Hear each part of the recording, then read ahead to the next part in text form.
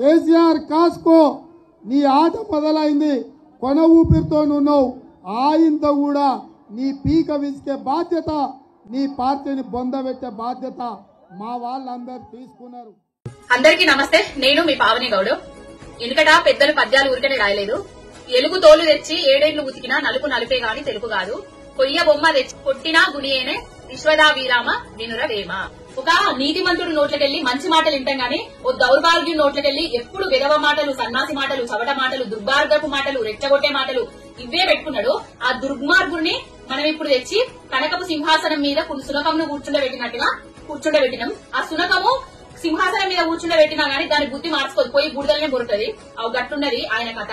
ఏ గుంపు మేస్త్రి ఎవరిని కొన ఊపిరితోటుంటే పీక విసికి చంపేస్తావా?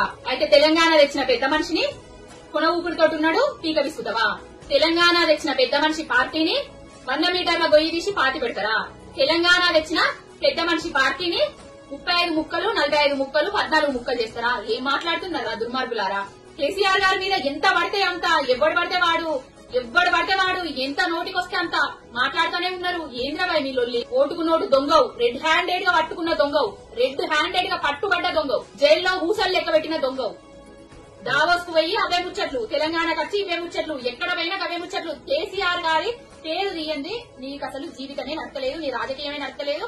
1% ఓట్లతోటి గెలిచినోకే ఇంతగానం అవుతున్నావు. ఒకవేళ 100% మెజార్టీ వచ్చేది ఉంటే నువ్వు ఆగనే ఆగపోతూ ఏ కొమ్మనెక్కుతావో, ఏ గుట్టనెక్కుతావో, ఏ గట్టున కొట్టువో. ఈ అహంకారం అనేది తలకెక్కించుకోకు. ఈ విజయాన్ని తలకెక్కించుకొని విర్రవీగకు. ఓ 4-5 ఎమ్మెల్యేలు అటు రైట్ అనుకో, నీ పోస్ట్ గోవింద అవుతుంది. ఆగు బిడ్డ, నువ్వు ఇచ్చిన హామీలను, నీ గ్యారంటీలు లేని గ్యారంటీలను ముందు నెరవేర్చు. జనాలకు నువ్వు ఇచ్చిన హామీలు ఇచ్చి ముచ్చటబెట్టు. తర్వాత ఈ రెచ్చగుట్ట మాటలు, అహంకార పూరితమైన మాటలు తర్వాత మాట్లాడుకుందాం.